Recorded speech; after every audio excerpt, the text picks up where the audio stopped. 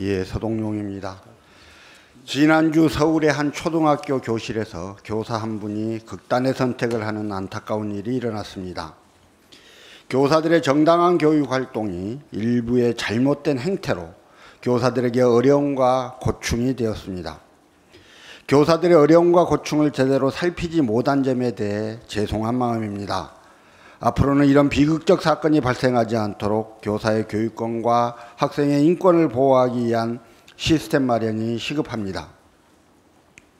하지만 윤석열 정부는 이번 사건을 계기로 교육 현장을 교사와 학생, 교권과 학생 인권의 대립구도로 몰아가는 데에만 치중하고 있습니다.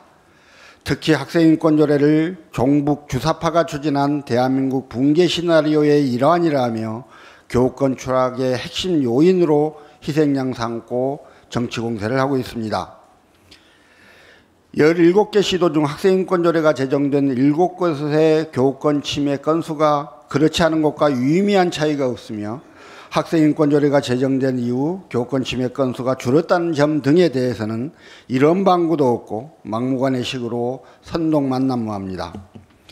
그 절정은 어제 정부와 여당의 당정협의였습니다. 어제 정부와 여당은 당정협의에서 여러 방안과 함께 학생이 교사의 중대한 교육활동을 침해한 경우 그 행위를 학교생활기록부에 기재하는 방안을 추진하겠다고 했습니다. 그러나 정부 여당이 발표한 교권 침해를 생기부에 기재하는 방안은 오히려 교사들을 더 큰 소용돌이에 내몰 가능성이 높습니다. 학교폭력 가해자인 아들의 학교폭력 사실이 생기부에 기재되고 강제전학 당하는 것을 막기 위해 각종 소송을 남발했던 정순신 전 검사가 대표적 사례입니다.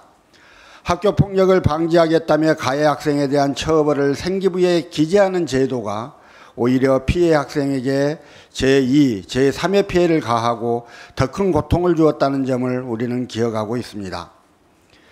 교사들이 교권 침해 사실을 생기부에 기록하는 과정에서 추가적인 민원에 시달리거나 각종 소송에 내몰리는 것에 대해 정부와 여당은 방지할 방법이 있습니까? 이를 방지하지 못하면 교사들이 극렬한 항의와 소송에 시달리게 되는 것은 너무 자명한 일 아닙니까? 정부와 여당의 대책은 자칫 교권을 더욱 악화시킬 수 있습니다. 그러나 정부 여당의 당정협의회는 이러한 문제에 대한 치밀한 고민은 없고 오히려 학생 인권 탓, 진보 교육관 탓만 난무하였습니다. 능력이 없으면 차라리 가만히 있으면 상황을 악화시키지는 않을 것입니다. 학교가 교사와 학생이 대립하고 갈등이 난무하는 현장이 되어서는 안 됩니다. 교권과 학생 인권은 저울추의 반대편에 있는 가치가 아니라 함께 발전되어야 합니다.